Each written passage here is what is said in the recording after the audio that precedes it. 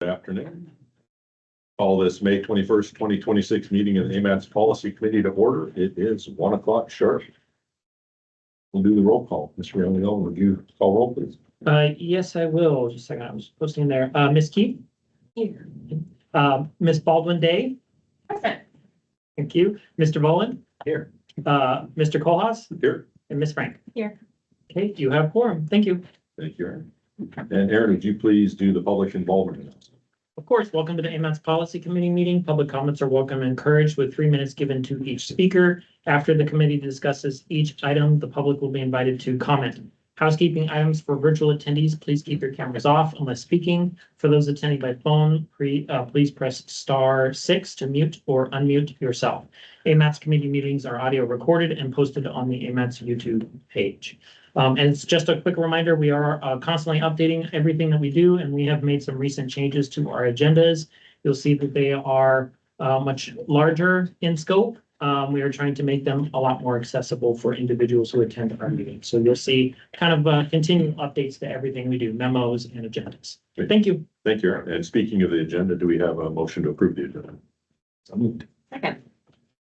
Mr. Bowen, second by Ms. Baldwin Day. Do we have any changes to the agenda?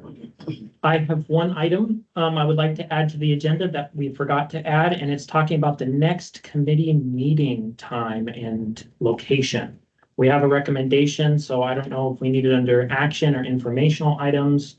Probably can do informational items. The biggest thing I'm going to need from you all is to start the meeting. Do you want to keep it at 1 o'clock or do you want to change it to a different time? Because we will be at a different location. So if we could take a second to talk about that, maybe at the end of the meeting, that would help staff. Yeah, if we want to do is just maybe informational item 6F after the next PC meeting overview, then we can talk about when we want to do that. Any objections to that amendment to the agenda? Hearing none, the agenda is approved as amended. Agenda item 4, we have before us the minutes from the April 16th, 20.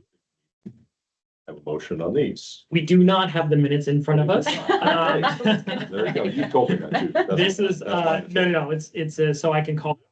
This is my fault. I did not get to them in time. Lori did complete them and asked for me to review them, and I ran out of time with the state, with the conference and everything. So we will have them on the next agenda. Thank you. Thank you. And then we move into the action items. Action item 5A, AMATS Transportation Climate Action Plan.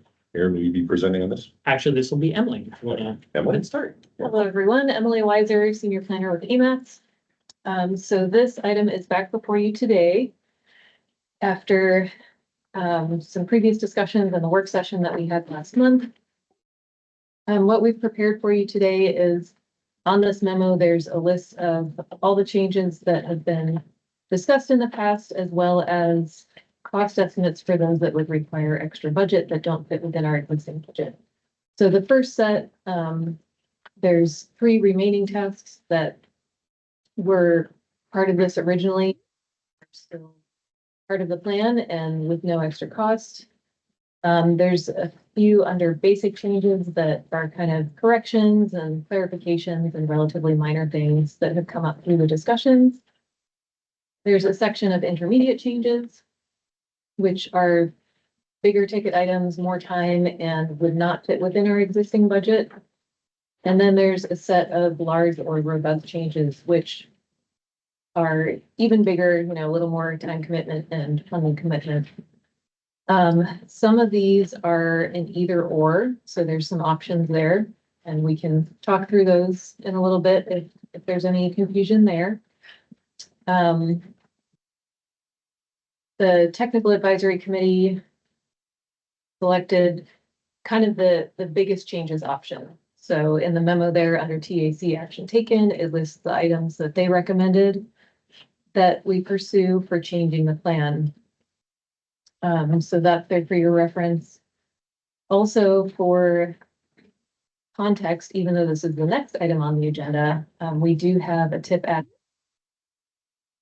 which presents an opportunity to add some funding to this project. So this is not just kind of hypothetical pie in the sky when it's showing extra cost.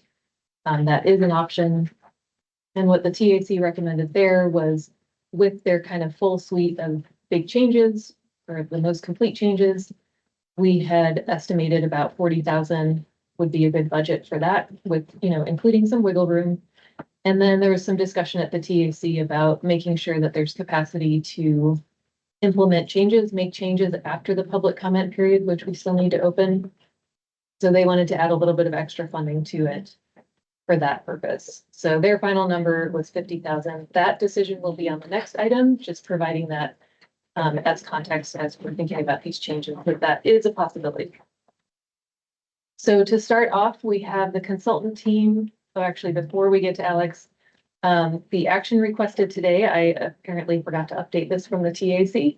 So instead of what it says on the memo, the action we're requesting from the policy committee is to provide staff with direction on which of these options you would like us to pursue, if any, for changing the climate action plan before we send it out for public review. So I think what would happen then is you tell us what to change. We'll go back with the consultant team and change it and bring it back to the TAC and the PC. I think July is what we were thinking for that, so that you can see the updated draft and then at that time release it for public comment. So we have Alex Bell from our consultant team online to walk you through a little bit of this. Alex, I hope I didn't steal too much of your thunder, and then we can circle back to any kind of specific questions or anything else on these options. Go ahead, Alex. Thanks, Emily. Yeah, as Emily said, I'm Alex Bell. I'm a planner with RSG. We're the prime consultant supporting the Transportation Climate Action Plan, joined by R&M and HANU and Michael Baker International as well.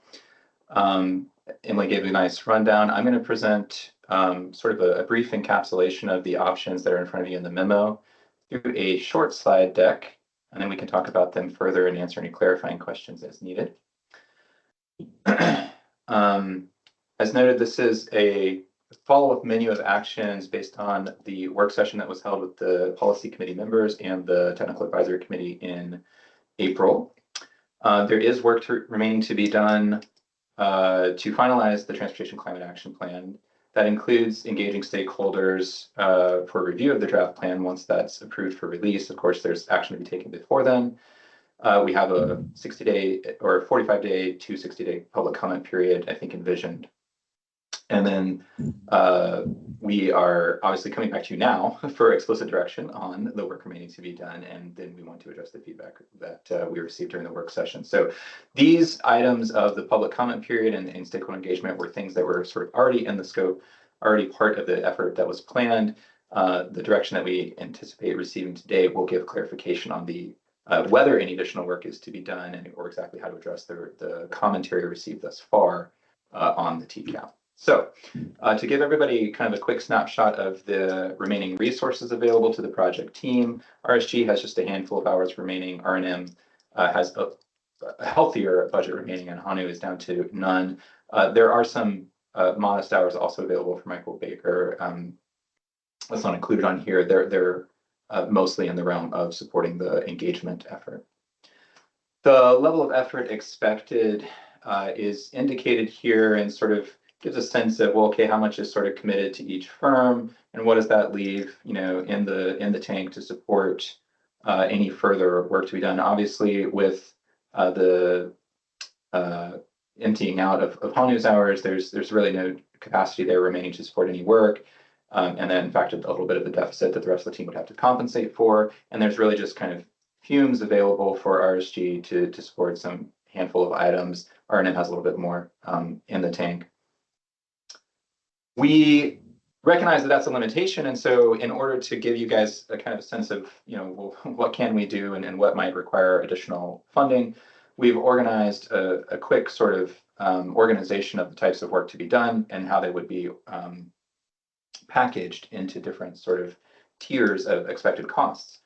So the types of work really include some revisions to the report, and that includes, some really rudimentary edits to the verbiage, as well as some more thorough kind of revisions to the tone or some specific references that need to be included. We have the question as to whether we need to drop or heavily modify the discussion of user fees and how exactly those might be presented in a way that's more palatable and meaningful to the success of the plan, as well as being clear about their importance to the achievement of the GHG reduction goals. And we'll talk about that as we also get into the technical and modeling piece. That technical component really is all the stuff that we talked about with you all with respect to the modeling itself, right? All the stuff that was done in Vision Eval, how many scenarios we might need to rerun, and what level of rigor and detail we want to go through in terms of addressing some of those technical questions. And then finally, you all prompted some consideration of cost estimation as something that would be really helpful for interpreting and better making the TCAP more kind of practical for not just kind of a plan to plan, but a plan that has some real implications for how investment would be guided and what it would mean to implement some of these strategies. So we've got two different tiers of providing cost estimates that would address implementation costs and potentially complement any discussion of revenue and user fees to the extent that those are retained.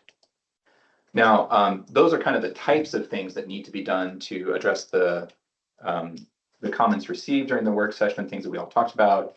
Again, we've put these into sort of tiers or packages that have different costs associated with them. So the basic is that sort of low-hanging fruit, the really perfunctory kinds of edits. These are the things that are expected to be completed no matter what, and that includes all of the engagement that we've already talked about. The intermediate tier, as Emily mentioned earlier, is a more sort of in between, but modest to moderate level of effort. We may only get to some of the really meaningful concerns. Probably can't do all of these with the remaining budget available, and you'll see that there's sort of a modest budget request associated to supplement the existing budget to get to those intermediate items. Or the thorough package would be one that really kind of gets really robust, deals with more of the technical and modeling components, a little bit more rigorous in terms of the cost estimation that might be entailed there. Really very few, maybe none, could be properly delivered with the remaining budget, and so these would be a more like, if we do this, we would have to make the amendment requested. Based on collaboration across the consulting team and looking for how we could package these things to efficiently deal with everything, we are presenting an hours and costs-based estimate for each tier. Now, as Emily noted, there's still uncertainty, and the TAC was,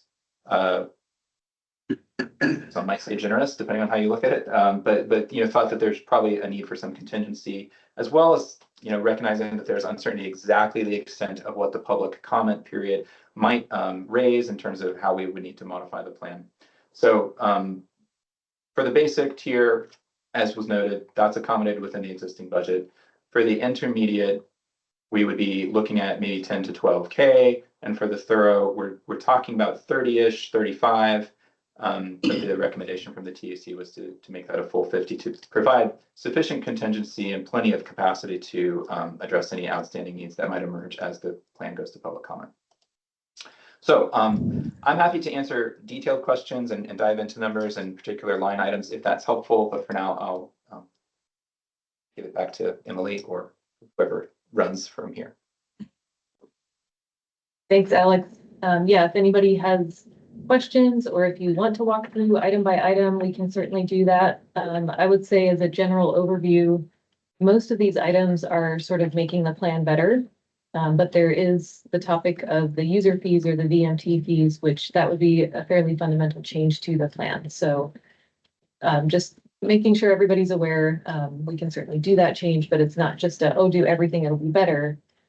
Doing everything will make that change. So I don't know if you all want to walk through stuff or if you have questions queued up or, yeah, any questions. Thank you, Emily and Alex. That's a good segue. Are there any questions or comments from the committee that's presented? I have a logistical question. And is it possible for us to get the draft of the climate action plan emailed to us quickly? I am struggling to pull it up in my email. There were a couple of technical notes I wanted to make. Do you have that in a shareable version? Yeah, I can go back to the committee agenda. Do you remember February and February? Okay, then, if that's where it was, then I can probably find it on my own. it'll be on the agenda. Okay, then let me go dig it. Let me do further digging before I have you do that. One question.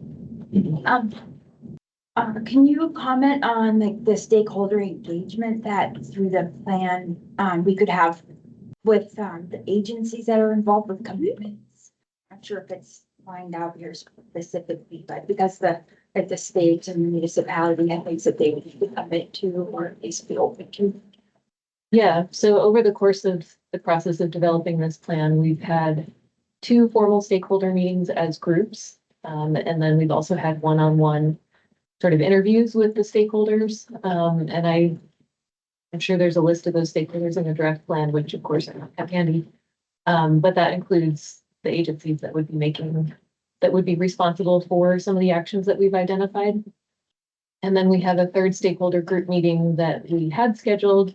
And then when the policy committee decided to delay releasing this plan, we told everybody, okay, hang on a minute. We don't want you guys to spend all this time reviewing and talking about this draft if it's going to fundamentally change. So we postponed that. And then we are planning to circle back and reschedule that to be able to talk with them about the final copy for the public review draft. That could be helpful if we could line out like what commitments the respective agencies may then be responsible for in order to help contribute to the goals. Yeah. So Yeah, I just sent it out to you all.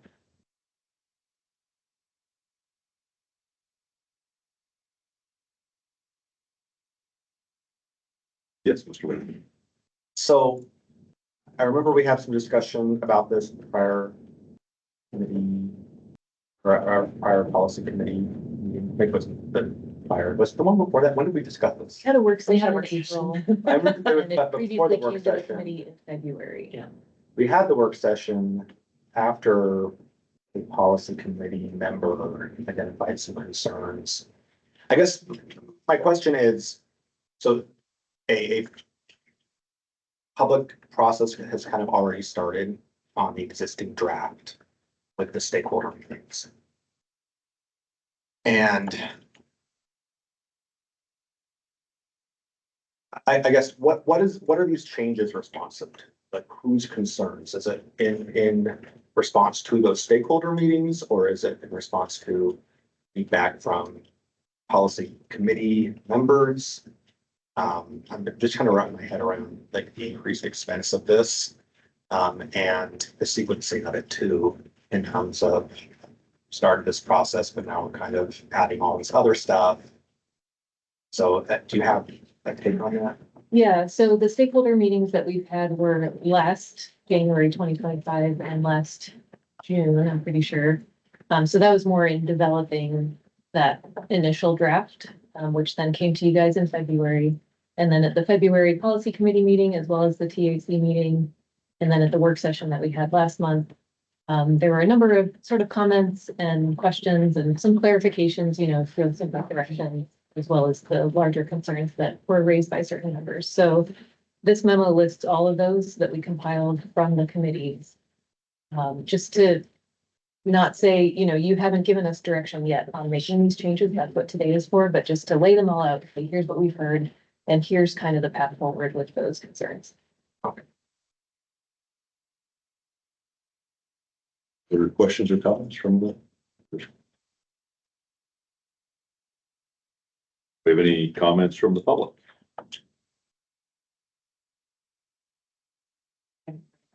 Oh. Member Baldwin Day, we'll back up. Go ahead. Thank you. So sorry. I was trying to decide whether this was the appropriate moment to make my comments or I should wait till we actually had a motion on the table, but I think now maybe. So firstly, I'd like to say I really appreciated the work session and the engagement there. And what I heard is a very clear preference, not only on the part of the technical advisory committee, but those who attended the work session, that that eliminating references to user fees was not the preference. And I just would like to reiterate my preference that I think it's really important that if we are going to talk about climate action in terms of transportation, we must talk about the variety of options for funding or not funding that work.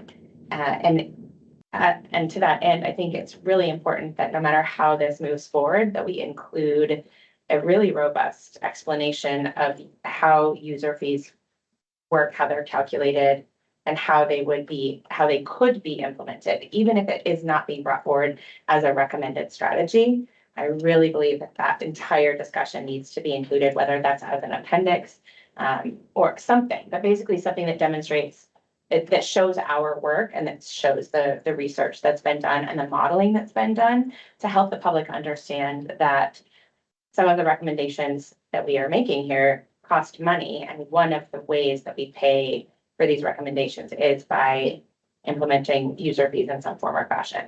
I think to eliminate that from the document or scrub that from the document would be a huge miss that would actually be quite misleading to the public. We'd essentially be identifying a problem and then offering absolutely zero solution as to how we might address it. So I just wanted that to be on the table as we're having this conversation. I think I heard a similar preference from members of the TAC and other folks who are part of the work session that, although some members of the policy committee might have an issue with fully recommending or putting the full sort of weight of the policy committee behind those recommendations, it feels very important that that conversation be included in a robust fashion. I think that's all I have to say. Thank you. I mean, we're gonna keep that generally. So, yeah, I think looking through the list of options, there are a few where it appears maybe we've done modeling. And then that modeling would either be changed or expanded or replaced. So for instance, on the intermediate change, number 9, bus fuels, rerun model and update text. Is that something that would expand upon the modeling that's already been done, or is the desire there to get rid of the old modeling, not provide that information and just provide us a new model? So for that particular item, that was, I would say, a correction from People Mover where Bart mentioned that in the draft plan, we had said all the buses are going to move to electric, and Bart said, hold on, we're not quite ready to commit to that. We don't think that's an accurate commitment to make. So he suggested looking at alternative fuels and maybe not the whole fleet. And then, so that would be that would be a change to the model. And we would not then be presenting the previous results from the model. So that just that component changes, you have to rerun the model, get the new result. That would be relatively minor in the grand scheme of things, but it would be more accurate. And then item number 18, having to do with the user fees. All day.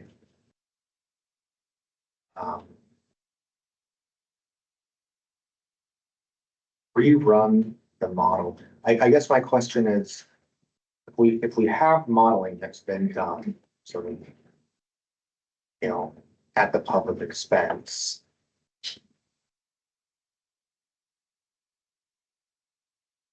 why would we rerun the modeling here? Or what's the goal here?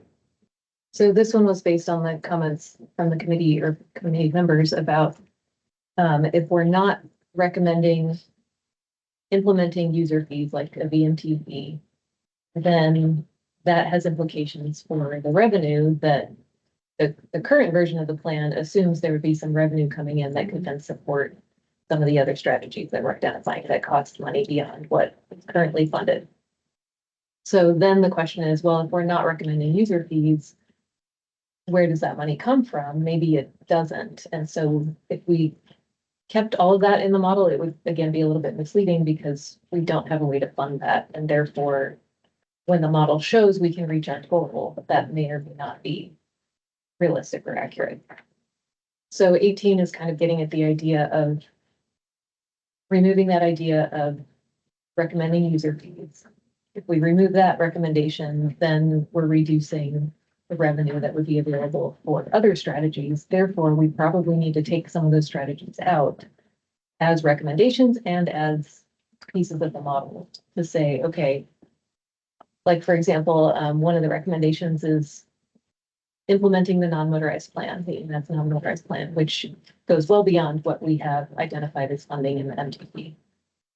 So if we remove those user fees, remove things like implement the non-motorized plan in full, that would then have consequences for the expected reduction in greenhouse gas emissions. And then that would be the new results and probably a new estimate for how much we would be reducing the greenhouse gas emissions lower than that 30% that we're currently targeting. Does that answer your question? Yeah, so I think what I'm wondering is if there's a way that, and maybe we can take this up when we get more into our motion and debate portion, but if we could have both scenarios, kind of a compare and contrast. Here's what the modeling would look like if we did have these user fees, and here's what it would look like if we didn't, and then put that out to the public, and then get their take on that as it comes back to us. I think might be interesting. This, to me, seems to kind of sort of jump to a conclusion before it gets out there. So I think that's all of these that we want to make a bit concerned about. Okay, thank you. Yeah, I think from a logistical standpoint, we could absolutely do that. Alex has his hand up. Alex, is it related to the question that Member Boland was just asking? Yeah, I just wanted to confirm that this item 18 is specifically focused on removing them from the modeled scenarios and not strictly from the plan. There's other items where those options kind of retain or remove from the plan are indicated, I think, in the intermediate section. And so exactly as requested, you would have from this the ability to take the with fees model results that we already have and compare them against the without across a number of different scenarios and other combinations and some of the stuff that Emily was mentioning in terms of extent of implementation of the non-motorized plan and things like that, for example. So I just wanted to basically confirm that this would allow and directly support the comparison that you've requested. Thanks. Or suggested. Thank you. Other questions or comments from the committee? Now we'll go back to any comments from the public.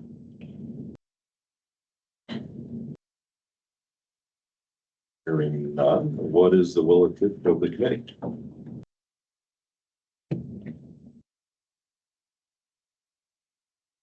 Couple more points for discussion, for the motion here.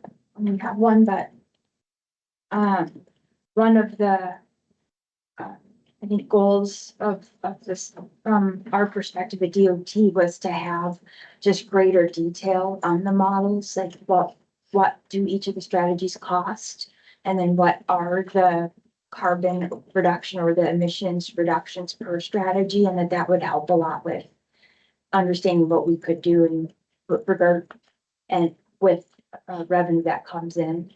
And on the VMTs, part of our hope was that like the process, there's a lot of legislative action that has to happen. So mapping out what that is, which wasn't in the original document, but just there's a lot of external things that need to happen. And some of which is not in the control of the agencies or the municipalities. So just getting that detail in here, again, just to help us understand what we will have available as resources.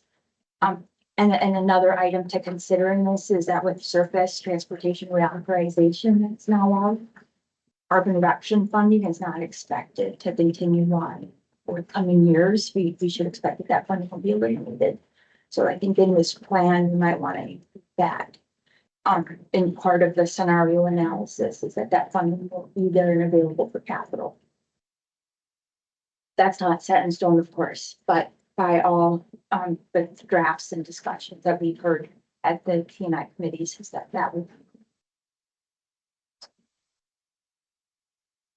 Okay, so just to circle back to our items, I think the the discussion about how VMT fees would be administered and how you might need to change the code. So that's, item 13A refers to that, under the intermediate changes. Yeah. The cost per strategy, we had the two options there. One is the last one under intermediate, number 14, where it's just an order of magnitude estimate. And then the more robust option is number 15, where it would be a dollar amount, still an estimate, of course, but a little bit more specific. And then, yeah, I should say, you are more than welcome to direct us to make other changes beyond this. So I think that would, the concern about CRP funding could fall under an additional option.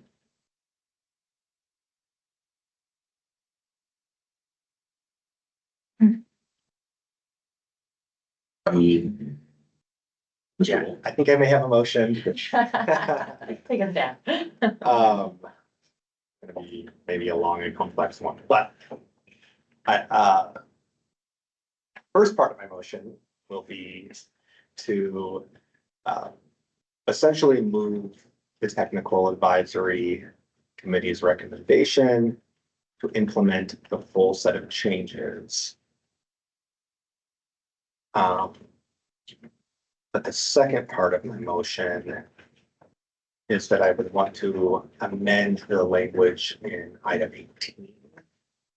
Which item, I'm sorry? 18. And essentially, I think I'd like it to read, provide modeling that removes user fees and adjusts for other strategies based on the reduced expected revenue.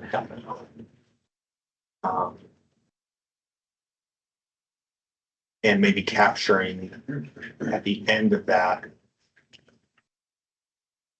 also provide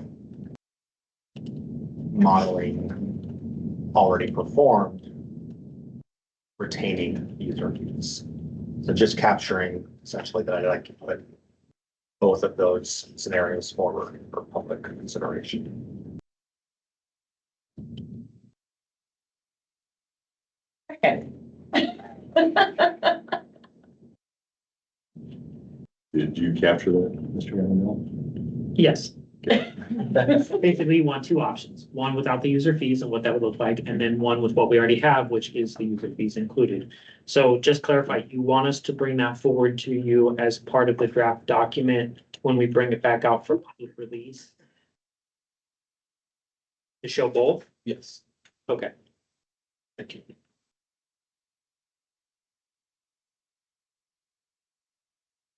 We're still gonna bring it back for public release. We're not just releasing it to the public, so you'll see it again before it goes out. So I would like to offer an amendment that would include a scenario in which federal carbon reduction funding is eliminated. So.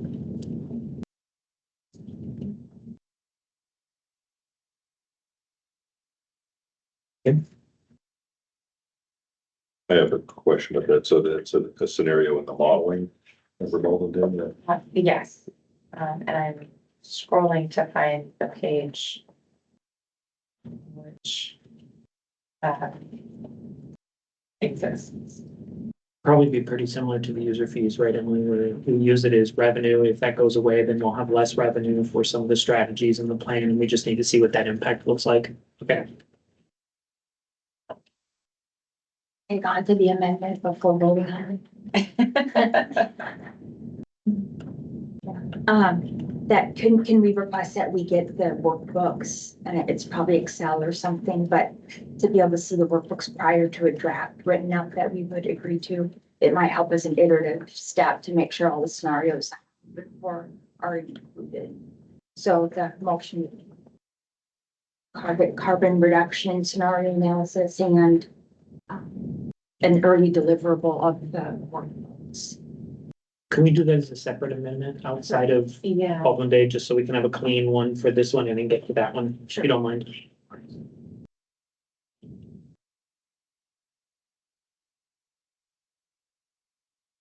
So Aaron, we have an amended. We have a motion on the table with an amendment. Yep.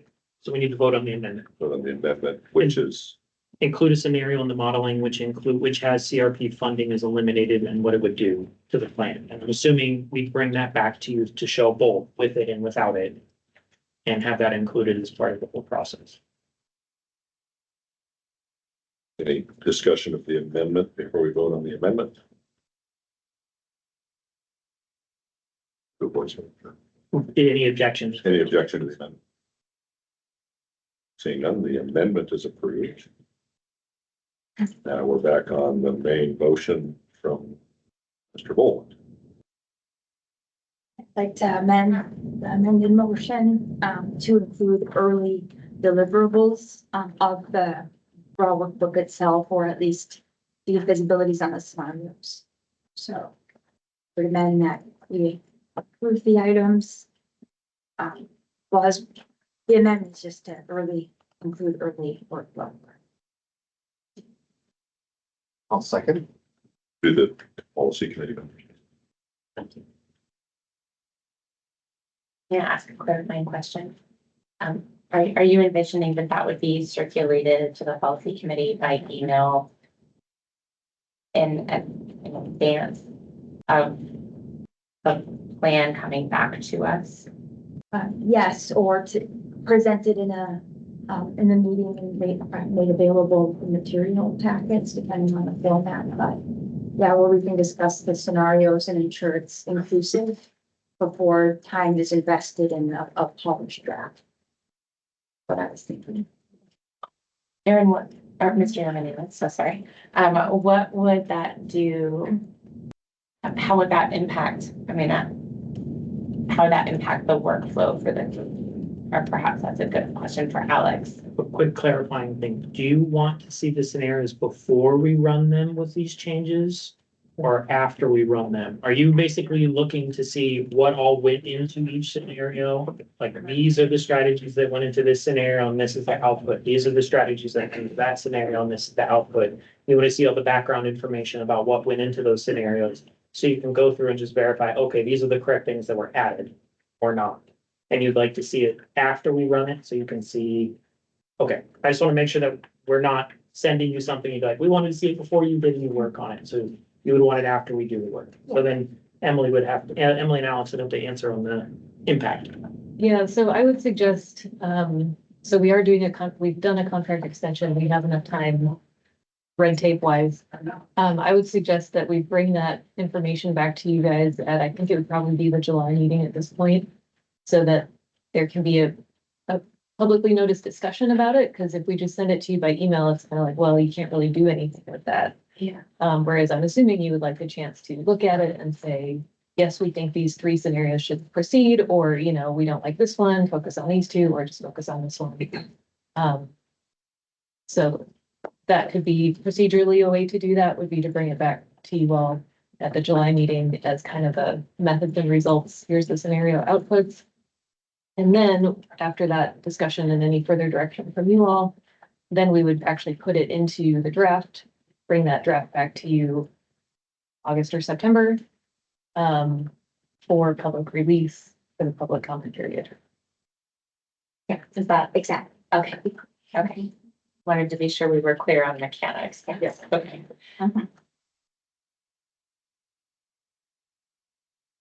Other comments or discussion on and to include the early workbook deliveries.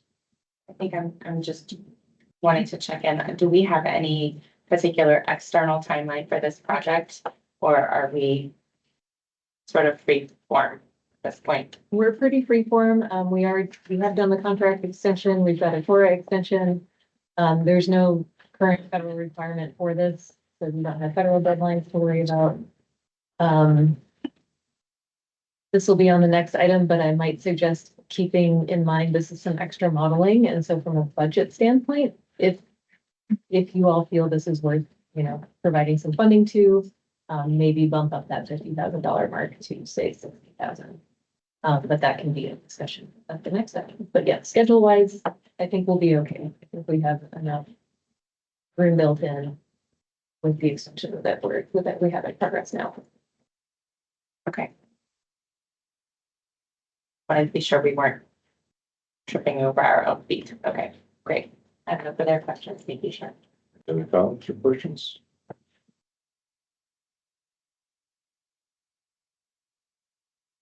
Any objections to Member Keith's amendment to include the early work for deliverables? Hearing none, amendment passes. We're back on the main motion, I believe. Member comments on main motion?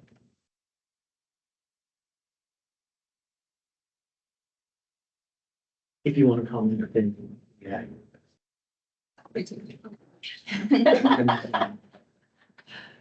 Haven't done this for a while, so thank you. I guess my comment on is related to the user fees, the VMT fees and other things. I think some concern that given the overall state of the economy and the challenges that residents are facing already with respect to costs across the board, that explicitly introducing the option for user fees, which are another form of tax, is of concern right now. So I guess perhaps a question is, I'm behind the curve with respect to the other members who have heard this before, but as it's written right now, it appears that it would explicitly cost out some of those user fees, and there is a concern about that. So I right now probably would not support the motion as amended, but I'm offering it for discussion. Appreciate other people's thoughts. Yeah, so, on my, Mr. Chair, so I think what I would like to see, because this is gonna go through the public process, and, I'd like to have the public weigh in on that and what they think about AMT. In the same manner that we've had the public weigh in on other revenue measures, like a sales tax, for instance. And so I don't think we're at the point yet where we maybe ought to make a concrete recommendation in the plan, but I think it could be good, at least in the draft, to say, hey, we've looked at both of these things. What do you think? And kind of gauge the response. I also think, as Member Baldwin Day stated, I could see a final version of this plan that maybe doesn't make a concrete recommendation for VMT, but has in an appendix, here's the modeling that it did. Here's what it would look like if we did have this in place. I could also see a plan that maybe takes a little bit of a more nuanced approach and provides some type of flow chart, if this, then this, if we were to move forward with this, then, we'd have these revenues and we would be able to do X, Y, Z. If policymakers don't decide to do that, then, here's how we will have to shift. And so I don't see any of this language as putting forward at this point, maybe a recommendation for that. I mean, I think in the draft, there is discussion about VMT fees. My perspective is we ought to unpack that a little bit and provide the public information, get the input, and then in a final draft, decide how we want to approach that.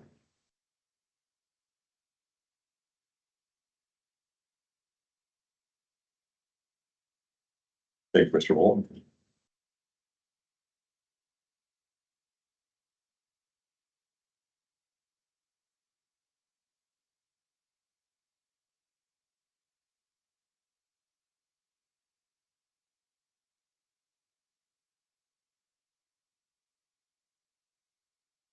Not for stating this one.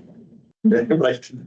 Maybe Aaron, do you have one written down that we can restate or? Oh, for the overall motion? Oh, my goodness. Okay. So the overall motion is to move the TAC recommendation to implement the full set of changes and amending item 18 to say that providing modeling that removes user fees and other strategies based on revenue We should also provide modeling already performed for the user fees. And the idea is to bring both forward for public consideration. Then we have a couple of amendments. One in which we include a modeling scenario where the CRP funding is eliminated and what that would do. And then another one is early deliverable of the background workbook information for the scenarios to be delivered to the policy committee members and have it ready for the July meeting. We'll say July, but if there's delay, we'll let you guys know, to have you guys review the scenarios, discuss it at the July meeting, make sure we're all on the same page. And then if we're all good to go, we include that in the full document, bring the full document in August or September, depending on how it is for public release. I think I captured it all. Let me know if I didn't. And so I think I have a couple questions then. That's about you, and maybe these are more questions for you, Mr. Agnell, and for you, Mr. Boland. So your motion to include the full suite of TAC recommendations, that's their recommendations as written. Items 5 through 12, 13A, and 15 through 18, plus the additions you added, is that correct? Yeah, so in their recommendation, it looks like, the most thorough change when multiple options exist. So some of these are overlapping. So this would be, they would choose the ones that would be sort of the most expansive in scope. And then, the only one that I'm suggesting edit via my amendment is number 18. That's just to provide modeling with and without its reviews.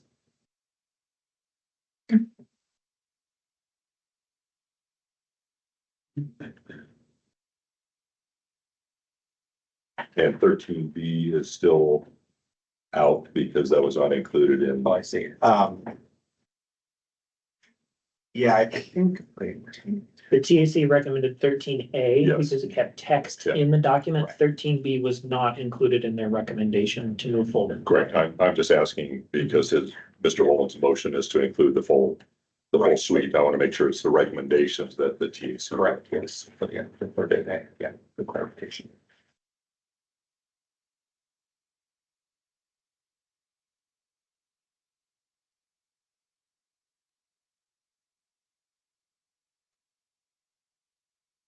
I don't think I have any other questions at this point. Thank you. So I think I'll take this back if I may. Are there any other committee comments or questions on the motion? Just really appreciate the project team's patience with all of the back and forth and hosting the work session. It's been a lot to sort of clarify about the possibilities here. And I really appreciate that investment.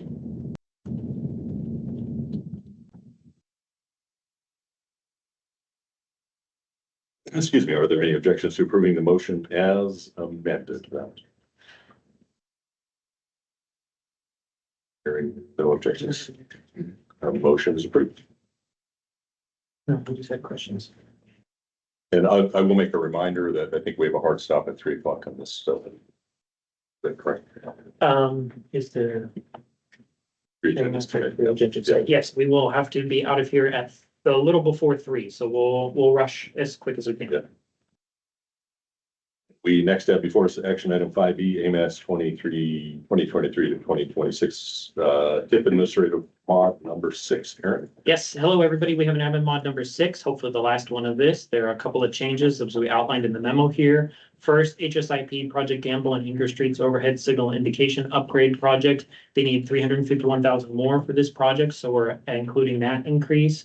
Then the Glen Highway and Highland Interchange Preservation and Operational Improvements. They need a $200,000 increase there for some additional design work. Both of these were requested by DOT and PF. At the Technical Advisory Committee, they recommended approval of admin mod 6 with these two changes and had one additional change, and that was for the additional $50,000 for the climate action plan. Can be included in FY 26. We do have enough funding available in FY 26 to incorporate that. Now, there are some additional changes I bring forward to you today. And it is on your little sheet in front of you and it's on the screen. So it's this sheet here for 5B additional items. After the technical advisory committee meeting, there were some changes requested by DOT for HSIP projects.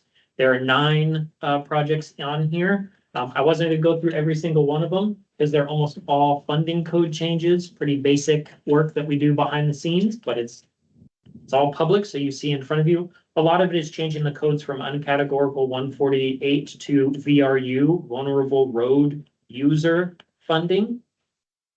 So those are pretty easy and staff recommends support of those. There are 2 that are not funding code changes that I want to call out for you. Number 4, it's a name change in addition to the fund code change for the A Street Road Diet, changing it to A Street Safety Improvements. This was changed as part of the funding plan and we missed it in one of our previous admin mods. So the request is to go ahead and change it this go around. My understanding, nothing else is changing, so the description or the scope is not changing, just the name change. And then the other one is number 8, which is the Ocean Dock Road 2 track signal system upgrade. Apparently I was special that day and forgot to include the match line in there. So we have to add in the match money because all federal funding has match that we utilize in this area. So the request is to add in the match amount and update the total project cost. I do apologize to the project team for that. That was an inadvertent error on my part. So these items are before you.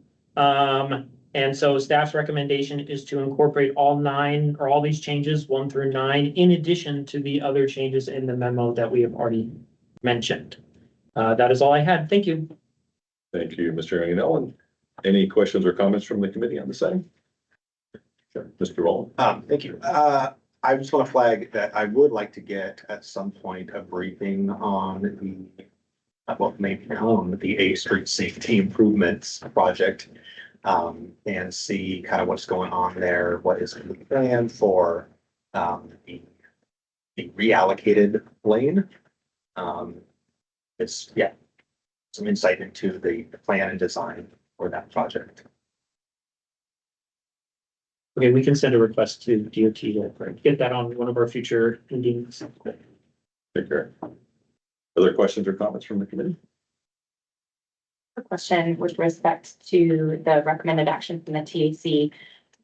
It was just suggested that based on the additional modeling and the back and forth we'd like to have, that $50,000 might not be sufficient to cover what's needed to complete the climate action plan. Do we have capacity to add additional funds in FY26 to that? We have about $5 million unprogrammed right now in FY26, so we have enough money for that effort. Yes. Fun. And before you get ideas, remember, it still takes time. It takes time to get the funds obligated and in place. So it's not like we have a big slush fund available to do a whole bunch of stuff the last minute. So just kind of keep that in. Breaking my heart. I'm sorry. I just want to be honest, so not to give DC Keith a heart attack here, but just, be careful. Okay. That is my only question. Thank you. Other questions or comments from the committee? Any comments from the public? Yes, sir. I'm Mark Eisman, engineering planner for DOT. Just a clarification on Ocean Dock 2. That's a railroad project which does not require a match. However, the tip was short 10% match, so it should be 68,500, which I did email you, Aaron. Okay. Just let you know.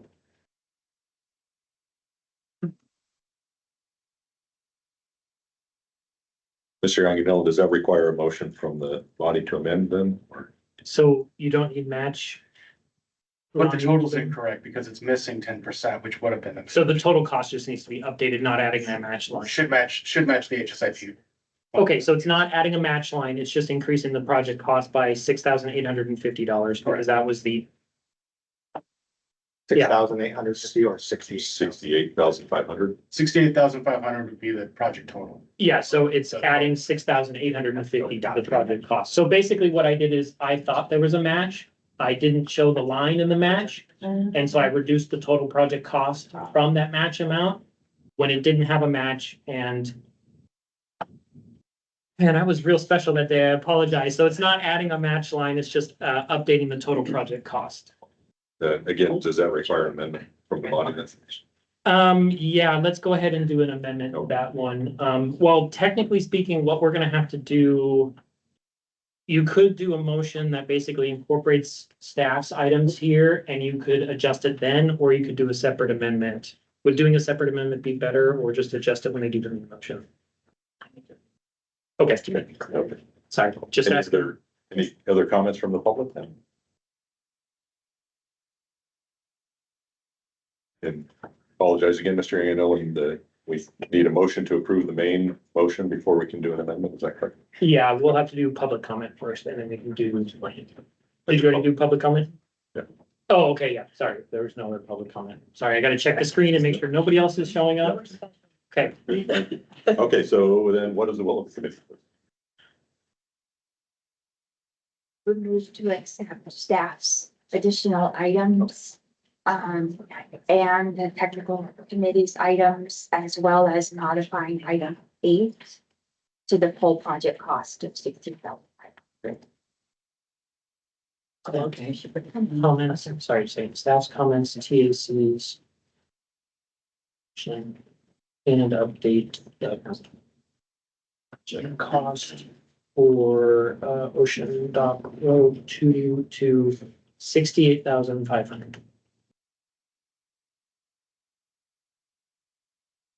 Will you read that again? Yeah, so. May I We need offer a a second. friendly amendment to that? Do we need a second first? Okay, I'll second that. And then I would like to make offer a friendly amendment to that, if I may. Move to approve item 5B as recommended by staff. And I know you wanted it separate from Lori, but we'll keep it together and amend line item 8 to delete the words add in match line of $6,850 and add and change the last sentence to read update total project cost to $68,500. Is that correct? Yes. Mark, 68,500 is the total project cost. Okay, thank you. Yeah, for FY 26. And I'd ask for a second to my amendment. Moved by me, seconded by. It would be, I guess you need- it would be the main motion, it would be, member Keith would have to second. Oh, sure. Okay. Yeah, it's a friendly. The friendly amendment is seconded. I just do have a clarification, sorry. Should it say that update total project cost to 6,850, or are we trying to say update total project cost to reflect an increase of 68,550 or 6,850? I think the idea is to show that the total project cost is gonna be 68,500. And it's currently like 61,000, something like that. So So, we might want to make the language update total project cost to reflect an increase of $6,850. yeah, we can do that to say, to change this. So this doesn't really go anywhere after this. This is just for this meeting. So what we're gonna do, if you guys approve it, is we're just gonna update the cost to be 68,500. What we can do is just have it on the record here saying increasing the cost by 6,850 for a total of 68,500.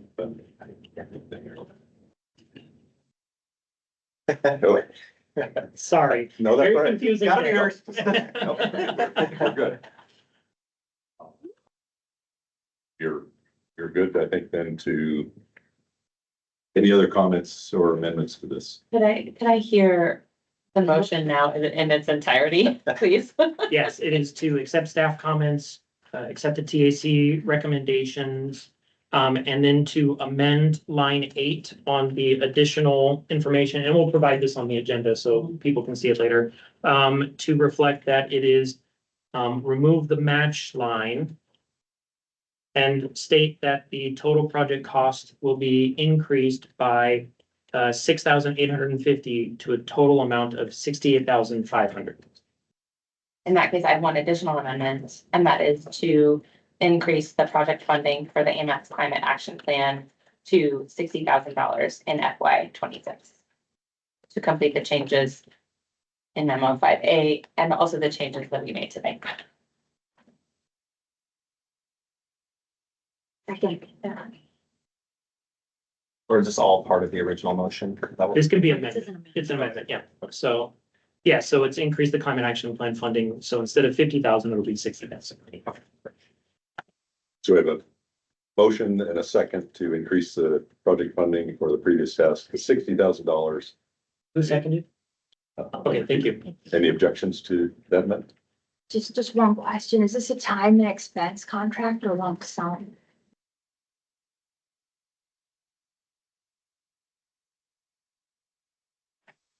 I'll stop me on that one. I don't know. Alex, Yeah, Alex, is this time and expense or lump sum? Do you know? I do not know off the top of my head. Jeff has handled the billing. I can poke around and see if I can find out shortly. I apologize for any delay. By hours, if that okay, answers your question.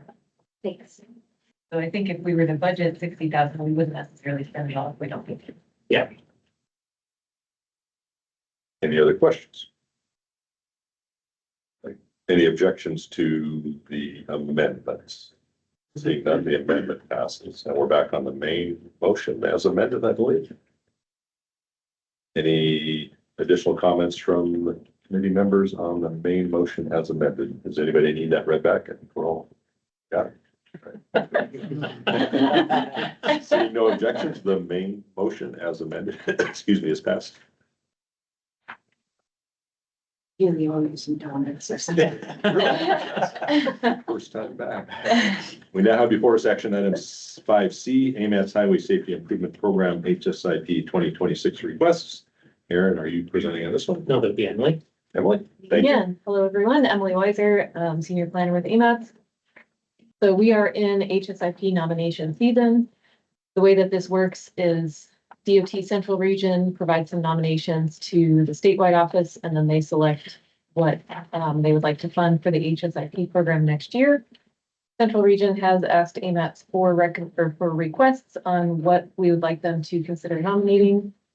We had a work session on this last month. And at that time, we as staff had gone through the safety plan and looked at some of the hotspots identified by the safety plan to see kind of what are our top priorities for locations that need safety improvements. I think we had a list of 8 at that point. There was kind of general support for pursuing those options at the work session. So then we went back and looked at specifically the data from 2020 to 2024, because that's what the HSIP nomination process will look at, is that time period of data. Some of the locations that we had talked about don't actually qualify or would be extremely unlikely to be selected based on a reduced crash history during that time. So fingers crossed, hopefully those locations are doing better now. So based on that, we've narrowed it down to 3 projects that we as staff suggest to nominate. And the TAC did recommend approving those 3 projects. So those 3 are at the bottom of the first page of your memo, Muldoon, C Street, and 15th and Gamble. The other materials provided here are some context for that. So the back page of the memo shows projects or locations that we've talked about in the past that staff are not recommending that we pursue at this time. And there's some reasoning there. Some of them are bigger projects, whereas DOT is really interested in more discrete, quick wins for projects for this year. And then some of those, like I said, don't have the crash history in the most recent 5 years to be supported. There is also an attachment to this item, which is a table with some gray and white rows. These are the current HSIP projects that we have programmed in the TIP. Just the request from the TAC was to provide that for some background information. So these are already approved and funded and underway. And then I did also provide you all a copy of the AMATS High Crash Network map, just for context again, to look at kind of where those hotspots are. So the action before you today is to consider what projects we might, or what you all would recommend that the Central Region consider and pursue as nominations for the HSIP program for next year.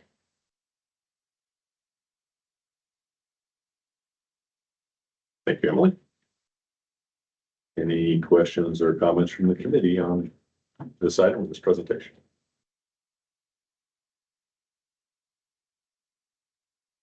Would just like to thank staff for the summary table. The attachment is so useful. So kudos to whoever pulled that together so that we had all of this information really tidy in one place as far as what is actually happening with HSIP right now. It's so wonderful. So thank you.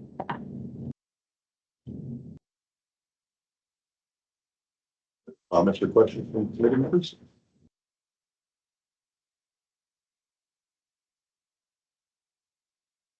I guess I would make just a brief comment that I've observed as Mr. Young and Ellen has commented this to me earlier this morning, that there's been some very, very strong collaboration between municipality of Anchorage staff in the various departments and DOT staff. And I'll mention Anna Boson by name, but there's many others who are working on this as well. So a lot of good collaboration. I think a lot of really good things happening in that arena. And thanks to the AMATS staff for supporting this as well. Any comments from the public? On comments? I don't see any with their hands up. What is the will of the committee? Move to approve the 3 projects that are nominated. Moved by Mr. Boland, second by Ms. Baldwin Day. Are there any objections to approving the motion? Just a quick, just clarification. We aren't actually nominating these projects. These are just requests to go to DOT to be looked at for nominations. We don't actually nominate projects for HSIP program. That was what we discussed at the work session. So I just want to make it clear that we're trying to move away from that and just use requests. Should we say, because approve the 3 projects? That's the action on listing, I guess.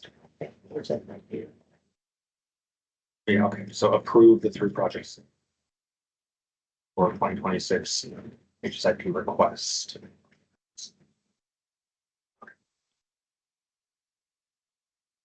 Any comments on the slightly revised motion?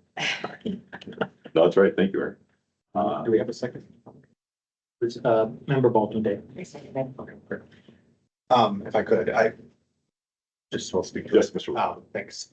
I'm really excited to see 15th and Gamble included here. That's in my district, and there's a lot of conversations we've had around safety in this corridor. The other thing I would highlight here is there's a building on that corner that has been hit multiple times and has suffered substantial property damage. So I think it would be interesting, in addition to the list of potential treatments here, to consider maybe some bollards that would help protect both private property and pedestrians. But yeah, really glad this is included. Thanks. Thank you, Mr. Roll. Other comments? Yeah. Yes, Ms. Baldwin. So, yeah, I think my comment is with respect to the project on Muldoon. And I think there's some interesting synergy to note here that there's an upcoming public hearing on the speed limits on Tudor and Muldoon, which have historically prevented there from being pedestrian crossing treatments and those kinds of improvements made, because the speed is such on both Muldoon and Tudor that those kinds of interventions are not supported. So I am hopeful that what we will hear at the Tudor and Muldoon speed limit here, public hearing, will support this intervention and will allow for a reduction in speed on Muldoon, so that we can think about some crossing treatments, marked crosswalks and curb ramps and pedestrian signalization of some kinds that would not have been possible at the current speeds. So I'm cautiously optimistic about our number one request. Thank you. Thank you for the comment. Any other comments or questions?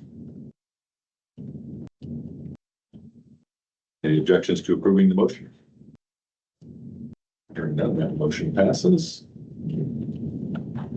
We now have before us item 5D, the Department of Transportation Public Facilities Tribal Consultation Policy Update. Aaron said.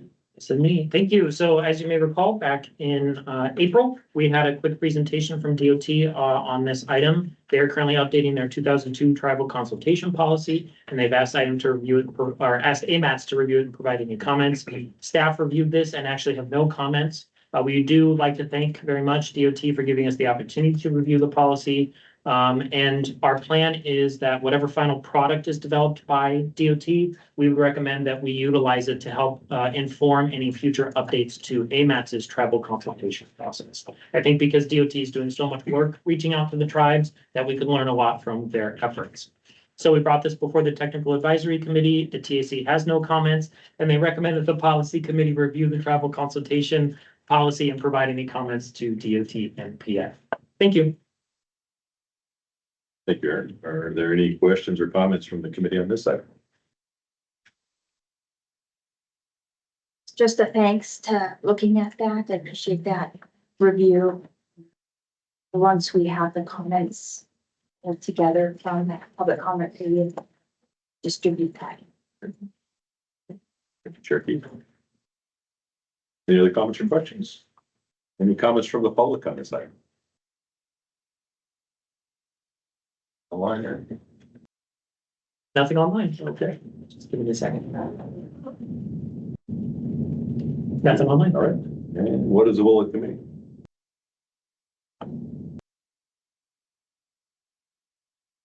Maybe do we need to take action? Only if you have any comments that you would like to submit. If you don't have any action, then we just can move on to the next item. All right. Thank you, Member Baldwin. Thanks for catching it. So then we will move on to 5E. oh yes, 5. Okay, I see that. Yep. Item 5E, Safe Streets for All, SS4A. It's a letter of support for the East Northern Lights Boulevard project that the municipality is submitting a grant for. Are you presenting on this one? Yes, I'll do a brief thing that I can do here. So we were alerted to the fact that the municipality of Vanguard is submitting a Safe Streets for All application for safety improvements on East Northern Lights Boulevard. So this is in the AMATS safety plan as a high priority tier 2 corridor. And so they're looking at doing some pedestrian signal operation improvements, some protected mid-block crossings, and some other non-motorized connections with some of the trails in the area. So this letter of support is been drafted by the municipality. They asked us to review it and include it on the agenda today. And so staff reviewed it and updated it and recommend support for this letter of support. There is one amendment we would like to make, and that is on the CC. We would like to add the mayor's office because the municipality is submitting this and they would like a copy of this letter. So we would like to go ahead and send it to them if you guys are okay with that. So thank you very much. Thank you, Aaron. Questions or comments from the committee on this side? I just have a question as far as how this particular segment was selected or how it stacks up with other Safe Streets for All possibilities. Do you want to go ahead? I'll take a stab at it, and then Mr. Young and I'll pass the gavel over. So Michelle Nelson in the Chief Administrative Officer staff has been actively looking for grant opportunities and federal funding opportunities in conjunction with staff in the permit center. And this grant opportunity was, we were made aware of it. And the Northern Light, this section of the Northern Lights corridor is on a high crash network. And some of the longer term improvements are not, would not be appropriate under this SS4A grant. These spot treatments that we're proposing are relatively quick turn projects, and they're interspersed along the corridor. It's not a reconstruction of the entire corridor.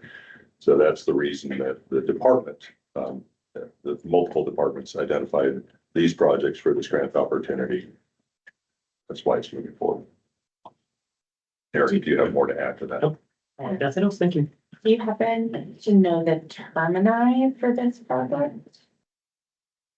I believe it's from about UAA Drive east to, I think I Patterson. think Patterson, yes. I think it was still trying to figure it out as they were looking at it. Yeah, certainly not opposed. I was just wondering how this one sort of percolated to the top. It was really an alignment, if I may, of opportunity and the funding opportunity and some ability for some relatively quick turn projects.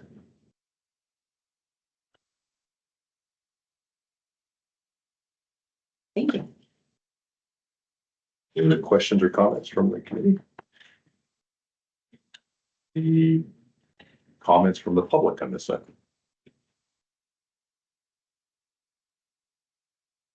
What is the will of the committee?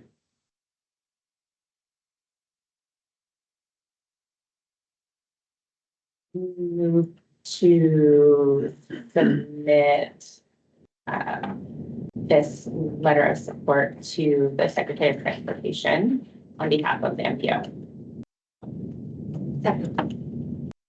I just invented that motion, so I hope it was right. I'm sorry, sorry,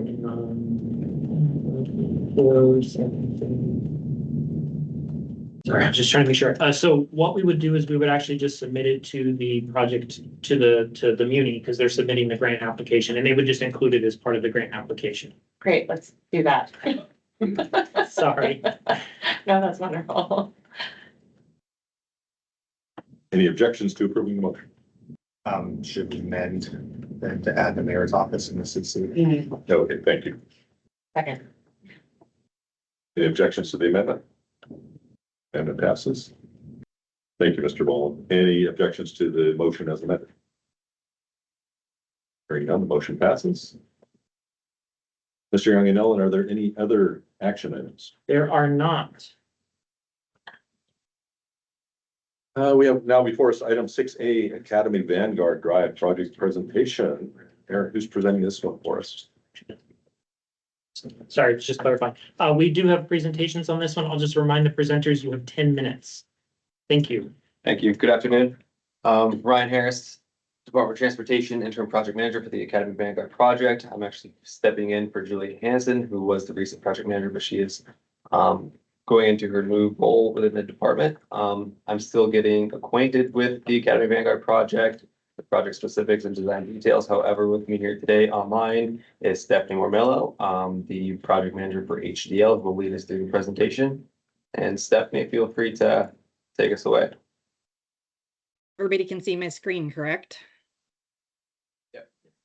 All right, I just want to make sure before I get started. Yes, thank you. My name is Stephanie Mormello. Like you said, I am the project manager for Hattonville HDL Engineering Consultants. And we're coming here today to kind of get a little bit of feedback. You had a presentation last month on some of the changes that are happening on the Seward Highway O'Malley to Diamond project. And this project is very much connected. So we just really wanted to come back and have a conversation and hear a little bit of feedback. So just so you see where this project is located, we are directly off the Seward Highway on the east side between Abbott Road and Brayton Drive. And this project doesn't actually go the entire way, but it is going to improve. The intent is to improve the east-west direction of flow between Abbott and Brayton. That is the primary flow of traffic as it exists today.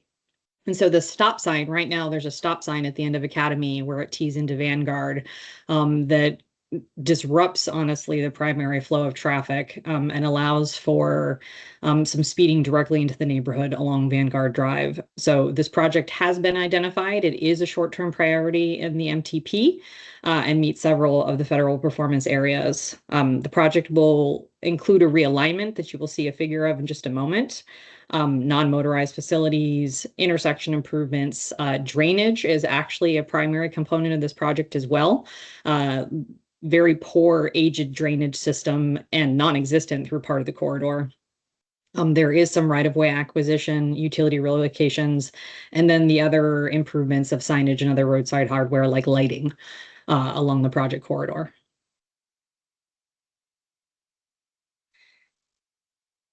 So this is when we went in front of the Planning and Zoning Commission last year. This was the 35% design recommendations. Now, with that, there was a caveat because we did let the public know and have the discussion that the only way that the signal at Abbott was warranted was if there was a connection with the highway system, underneath the highway system that was proposed with Scooter and with those previous traffic projections. Otherwise, a signal is not warranted at that intersection. So we are reevaluating those intersections as we speak. We're going back through the traffic analysis and looking at what the projections are without that highway connection to see what other things could possibly improvements could be done with our project.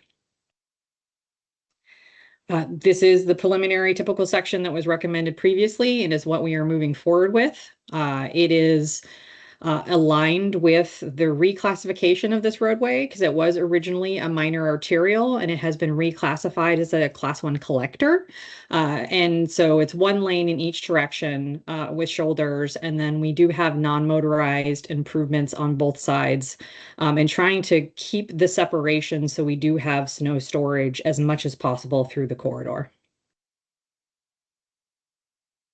We've done quite a bit of public involvement to date, and we will be going back out as we continue through the design and as we approach plans in hand. We'll be going back and having another open house, but we did bring some of these topics of conversation to the transportation fair and got pretty good feedback from some of the community members, regular Abbott Loop Community Council members and people who live in the area that are familiar with the project. So what we've heard to date, people are very supportive of the non-motorized improvements because there's nothing out there right now. It's a not exactly strip paved road because there is curb and gutter on the sides of the road, but there are no sidewalks, no trails, and there's a lot of actual pedestrian traffic out there. And related to that, there are concerns with speeding in the community because really there's not a lot of traffic control. There is no traffic calming. And so folks do have concerns with speeding going on in their neighborhood. And we did receive both verbal and written support from a number of people for the roundabout that we were proposing because they know that it does keep traffic flow relatively slower when they are designed appropriately. We've heard that taking left turns onto Abbott Road can be very challenging, especially during peak hours, and that many folks, even though it probably is their shortest route, they tend to take alternate routes because they don't like dealing with that conflict.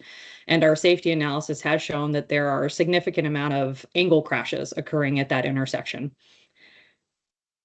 Residents have asked some of the remnant areas of right-of-way that will remain with the realignment. They have concerns with public dumping. So there's been a number of questions about what's going to happen with that, those remnant areas with the project. And then one that has come up pretty continuously since the beginning of the project has been asking if there is a future project plan to upgrade and improve Vanguard Drive south of our project, because they do not have non-motorized improvements along that corridor either. Our project, we are planning on at least providing a sidewalk connection from our corridor down to the first side street that does have a sidewalk. So we're at least connecting to the community on one side of the road with our project. So as I mentioned, revised assumptions with the Seward Highway O'Malley to Diamond project changing. Right now, previously, there was a planned interchange at this location. So there was a significant increase in traffic by about 10,000 vehicles, 10 to 12,000 vehicles. Well, now, right now, that planned connection is unknown. But from what I've heard from supporting the interaction with the public, the interchange is not a priority for that project, at least not at that location. That there are other priorities that they want to look at with that project, and that if if a connection can be made, not an interchange, but a connection from the east side to the west side of the highway, that is supported, but I think there would be additional funding that would be necessary. So that kind of changes the assumptions with our project. So with that, in our original preliminary design, we did show both alternatives for the Vanguard Drive intersection. We showed both a roundabout and a stop controlled intersection. With the reduction in traffic volumes in this neighborhood, if there isn't a connection, technically a roundabout is not warranted. There are not a significant enough of volume of traffic to really necessitate needing a roundabout to handle the traffic volumes and have a desirable level of service.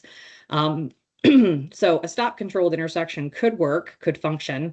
But as I mentioned, there are other reasons to install roundabouts, and one of them often is related to traffic calming and looking at potential future connections if anything are necessary. So our project team received a lot of written and verbal support for keeping a roundabout in the project just for the concerns of speeding in this area.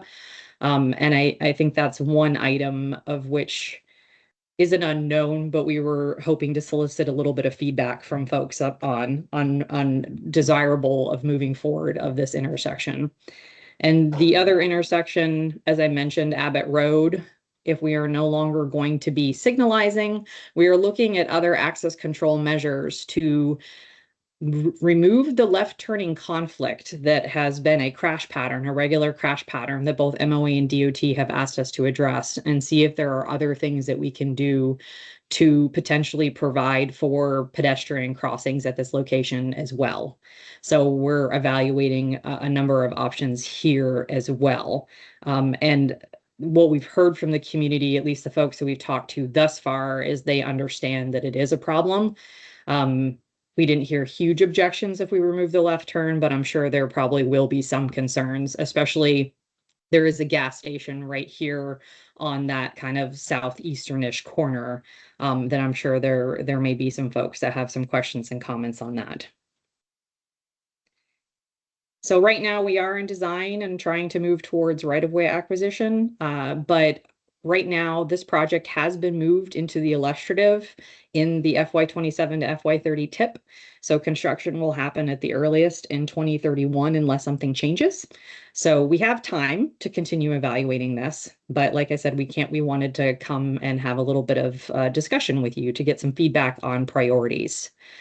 And this is just kind of a list of what we have done and what we continue. We have upcoming tasks, all the things that we're continuing to do. And that was everything I had. So any questions, comments, or feedback, I would be happy to take it. Thank you, Ms. Marmillo. Any questions or comments from the committee on this presentation or the project? Yes, Member Baldwin. Thank you, Ms. Marmillo. I want to be sure I heard you correctly that we are not in fact going to end up with a sidewalk to nowhere with this project, that the sidewalks that are constructed are in fact going to connect to existing pedestrian facilities. Yes, that is the intent. We will work the adjacent project of the highway project. We were matching similar to what they're proposing, and then it connects to the existing facilities along Abbott, and then we're making a connection to the existing facility along that's a little bit further down Vanguard. Fantastic. Thank you. Other questions? All right, hearing none. Thank you. Actually, any comments from the public on this project?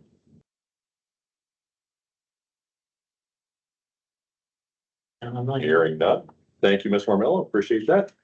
Move on now to item 6D, Tudor Road Interchange Project Presentation. Aaron, who's providing that update? Please, Galen will start, and just a reminder, you have 10 minutes, please. Hi, everybody. Just gonna pass out a packet. So you don't squint at the screen.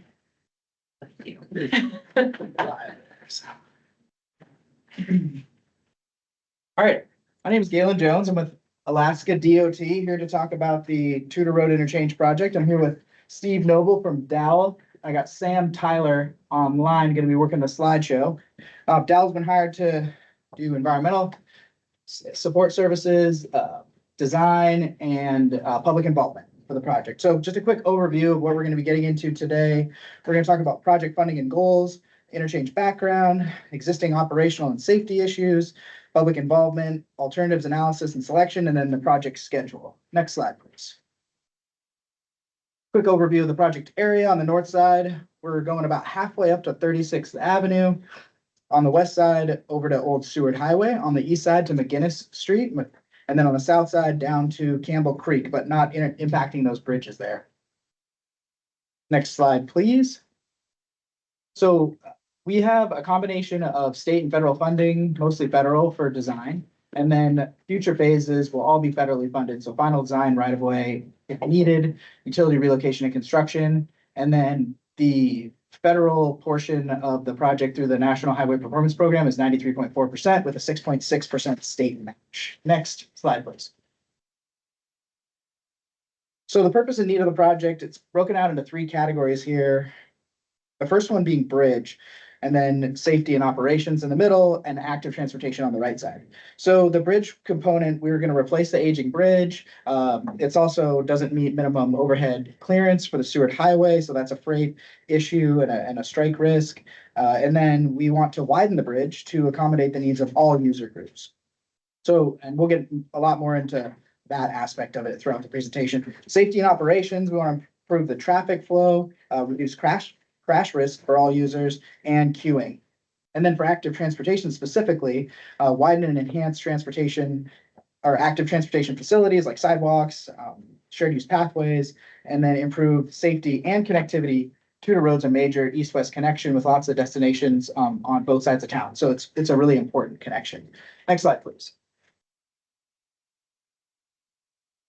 Not going to read this whole slide, but the takeaway from here is the AMATS major corridor study identified it as a critical regional connection for mobility and safety in Anchorage. And then the Midtown Congestion Relief Study in 2020 identified Tudor Road interchange as one of the most congested and crash-prone locations in Alaska. Next slide, please. So existing interchange conditions, we got lots of traffic here, 50,000 vehicles on the Seward Highway, 36,500 on Tudor Road. That makes this crossing the highest volume in the state. It's a compressed diamond interchange, not really used anymore. That type of interchange, it's an old suburban design from the 50s and 60s. Pretty narrow, non-motorized facilities, only 4-foot sidewalks, minimal to no separation from traffic throughout the project area, although that varies. And then we're lacking any sort of dedicated or marked crossings at McGinnis Street to the east. And then the bridge, it was built in 1976, so it's over 50 or about 50 years old, exactly 50 years old.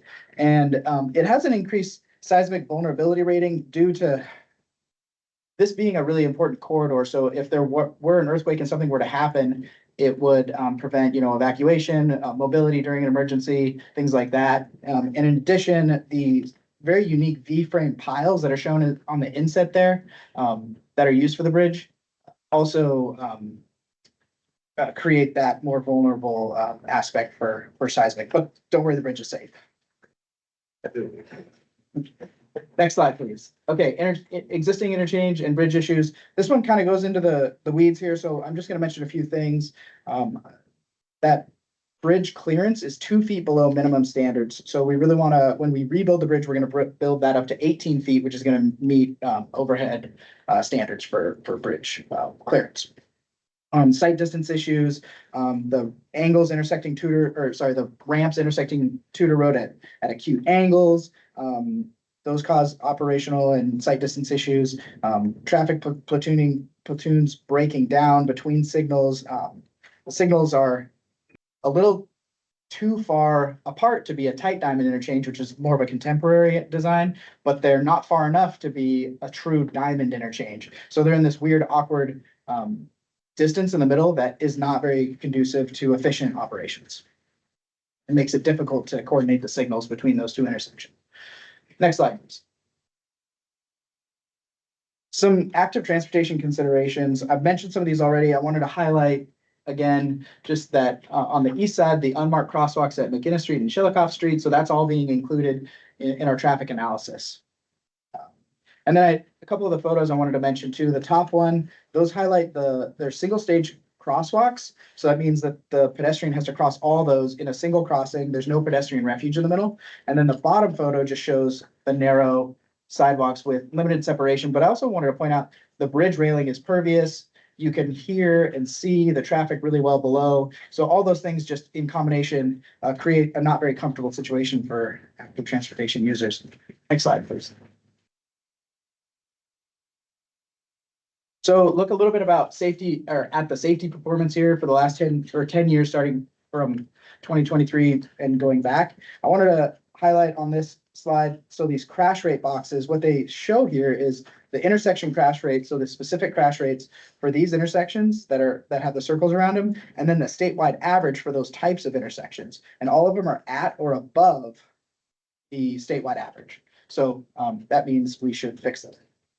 Not shown on here what the crash rate is, but over at McGinnis Street, that's a two-way stop control intersection. It's not signalized. We don't have that shown on here yet because when this graphic was made, it was early on the project. We weren't sure we were looking at McGinnis Street, but that one's also above the statewide average. You can see the 3 red dots are fatalities, and 3 of those were active transportation users. And then the orange dots are major or serious injuries.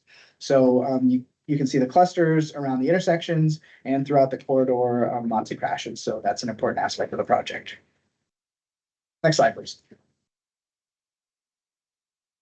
This one I'm just going to touch on, but it just shows some photos of, some operations. These weren't at peak hours, so it's not the worst that it gets. But in that top photo, one of the things that happens a lot, and it's not really shown here, but traffic will block the intersection, especially turning traffic, or the traffic that is on the bridge in the turn lanes will extend because there's only one turn lane. It'll extend through, and there's a really long turn lane that extends down Tudor. But it'll block the other vehicles at the intersections that are on the ramps from turning and going through the intersections. And that's a problem for non-motorized users too. Next slide, please.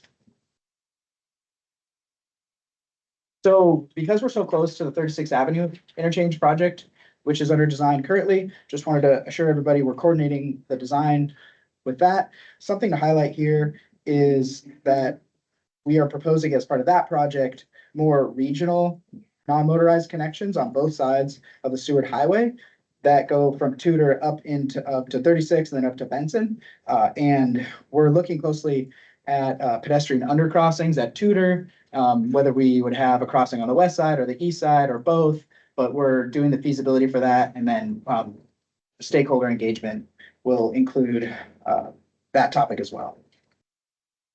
Next slide, please. So the interchange workshop, we had an interchange workshop in November 25 with stakeholders and community members, and then an open house in December of 2025. But really just the trend of the feedback was non-motorized safety and comfort. McGinnis Street crossings are challenging for non-motorized users, especially because there are bus stops right there. And so there's not dedicated facilities to cross. If you get off the bus, you need to go to the other side of the road. And then also the desire to solve that congestion during those peaks. Next slide, please. We've done a lot of community engagement, especially lately, but just wanted to mention we've gone to a lot of community councils and presented, Anchorage Transportation Fair, and then agency involvement presenting at AMATS committees. And then we went to the MOA Planning and Zoning Commission last month and had our concept report approved, which include the preferred alternative that I'm about to describe. Next slide, please. So the alternatives analysis, I'm going to skip through or bounce through really quickly these next 4 slides, but we looked at 4 main interchange forms, which is the tight diamond. The next one is going to be the single point interchange. Next one after that is the diverging diamond. And then the last one we looked at was the displaced left turn interchange concept. Next slide. So we did a compatibility assessment to look based on certain criteria on the left: capacity, footprint, active transportation suitability, allowing ramp to ramp movements. That's especially important because we have frontage roads on the south side. So, and then over height permitted vehicles that can't go under the bridge even if it's up to standard, sometimes there are vehicles that are even higher than that. And so they need to go up and over the interchange. So it's particularly important being a freight route that we allow that type of movement. Constructability, how much does it impact the traveling public? And then just maintenance operations, because we all know that comes out of the state budget. It's important to try to minimize that. Next slide, please. Oh, well, and the tight diamond, as you can see, actually, can you go back, Sam? So blue means it performed the best at this location, yellow in the middle, and then red being the lowest performing. So we could talk for 15 minutes alone about this slide, which would actually be fun, but I'll just say that the tight diamond performed the best because it has the most blue. So if you have any questions about specifics on that, we can dive into it. You And have, then- 20 seconds left. Okay, next slide, please. So here's a cross section on the bridge. And it just shows we need to add a turn lane in each direction. And then that way we don't have to have super long queuing turn lanes. This is not what the cross section would look like at the crosswalk, which would have 2 less turn lanes. It would have a 30-foot pedestrian refuge in the middle and have 2-stage pedestrian crossings. And then the last slide, the next page, is the project schedule. We're going to be wrapping up preliminary design here pretty soon this summer, and then we'll get into final design, finish that up in 2029, and then build the project 29 to 31. And then just to coordinate with the construction for the 36th Avenue interchange project, which would start 2031 and beyond. So we don't want to build both of these at the same time. So that's why we're rushing to get this one done as fast as possible. So we don't have delays building the 36th Avenue interchange, which I'm sure you guys will probably giving you a presentation about that sometime soon. That's it. Thank you, Galen. Nice job working through that real quickly Yeah, thanks. and very informative. Thank you. Fantastic. Any questions or comments from the committee? Mr. Mullins? Thank you. So on the cross section, we'll go back to that. I think, I like the amount of right of way dedicated to active transportation. That's really cool to see that the 10-foot pathway on either side. I guess a couple sort of like design feedback ideas for your consideration. One would be, I'm like a bike ped / winter maintenance expert now because I just went to an NACTO conference and.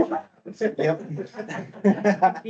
But one of the things that we saw there was they would stripe, when they had sort of a raised thing like this, up on the curb, to separate pedestrian versus cyclist. Yeah, so that might be of interest there. And then also, I really think this is cool to put in the snow storage buffer. But with this pedestrian or the traffic barrier and pedestrian railing, I'm curious about how that would work with winter maintenance. I wonder if it might be a better idea to have like evenly spaced kind of like tight bollards or something like this. Makes it seem like there's almost like a Jersey barrier or something. There is. So how does the snow then get into that snow storage area from the bike ped facility? You see what I'm saying? Like you need something, I think, permeable to get the snow off of the bike ped stuff as well as off of the motorized part. Yeah, if I may, through the chair. So that would have to get pushed and hauled out from the sidewalk. It wouldn't be, pushed onto the road because there'd be a barrier there. And we find that this is, if you had a bunch of bollards or things like that, those are all catch points. So that increases safety risk. Somebody could hit those in addition to the snow removal equipment catching on those, which can injure the snow, the maintenance equipment driver and damage the equipment. And that is costly. So what would happen is maintenance people would push the snow out and then there'd be snow storage beyond the bridge on either side. And so there would be this Jersey barrier that would provide the best protection, and we can design it in a way where snow removal equipment can kind of, rest their equipment kind of up against it and get flush with it. And it actually works really well. So, and then the 8-foot pedestrian comfort and snow storage, that shoulder there, that would be used to push snow aside during snow events, and then eventually it would get hauled on by snow removal equipment, whereas now there's no storage at all, and we get reduction in lanes, things like that. Yeah, I think it's just philosophically interesting to allow snow to be pushed into a buffer like this from the motorized part of the facility, but not to have that same expectation that it could be displaced from, efficiently from the bike ped part of the facility. So yeah, I don't know. I mean, I could see like a railing going along that there's nothing, but go through the rails for the snow. I mean, I guess I'd be happy to learn more about how a plow could push the entire length of the bridge, the snow to a designated snow storage area. That seems to me a little interesting, but okay, thanks. Can I just follow up? Yeah. The chair, so it would take two passes, they go down one direction and go back to do the snow on the path. And then, there could also potentially be snow removal equipment that could use like a blower type situation that would blow it onto the shoulder from the path is another option. And then I'll just say regarding snow from the road being stored on the shoulder, there's like 5 times the width and volume of snow. So if you do there needs to be some more room for the vehicles so like a 10-foot pathway versus, like 50 feet on either side for lanes. So that's why there needs to be additional. I think, yeah, what we see often, of course, is snow that's put on the sidewalk, right? So I think that little buffer area helps mitigate some of that. So, okay. Thanks for your questions. Any other comments? I have a comment, just as somebody who drives Tudor twice a day. I really like the cross section of the bridge. There's nothing more white knuckling than seeing somebody riding a bike on that 4-foot sidewalk with 40-mile-an-hour traffic going over the bridge. And the other thing that I think this will definitely help mitigate is, especially eastbound going over the bridge, it's very common to have somebody on the northbound turn lane turning from the Seward Highway to Tudor. They'll pull out in front of high-speed traffic because there's a little bit of vertical curve on the bridge. And then that northbound ramp on the east side is lower than there's a sight distance issue, and it's challenging. So really like this and appreciate the presentation, Nina. Yeah, thank you very much. I noted this in the TAC during public comment, but I'll say it again because it bears repeating. I'm so delighted that this project is being expanded to include McInnes. As someone who has been a pedestrian for a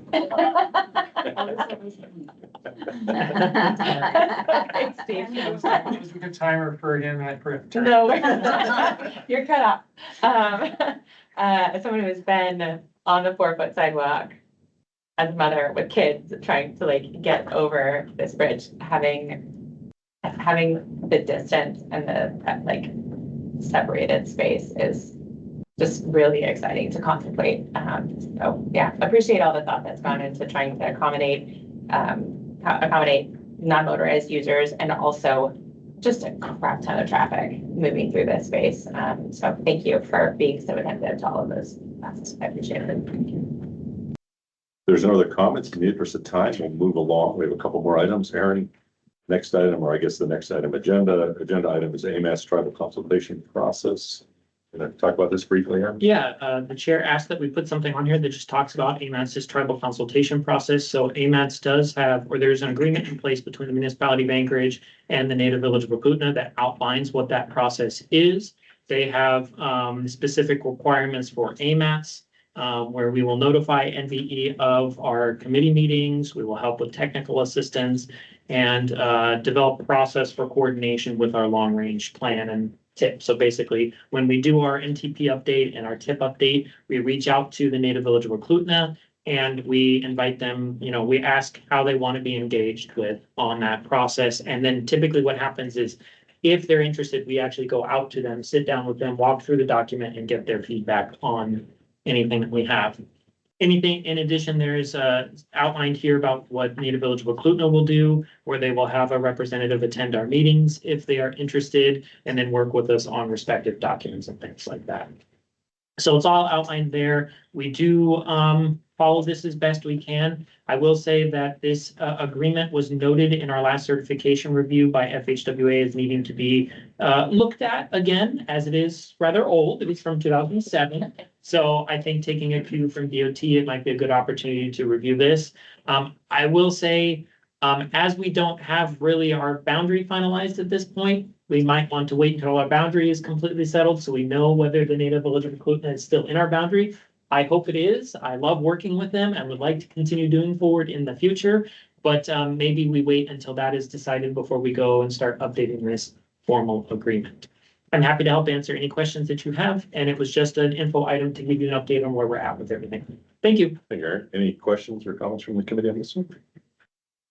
Any comments from the public? Thanks for looking into that. Yes, thank you. Thank you. Hearing none, we'll move on to agenda item 6D, roadmap for AMATS. Aaron, is you? Or does this fall to the chair normally? This will be the chair. She asked for this item to be on there. Mark, can you get those printed copies, please, just for distribution? And just apologies for many members in the public. These were the letters that were outstanding, that I had committed to providing. One of which is the boundary updates, and the reasoning behind the requested these items to consider.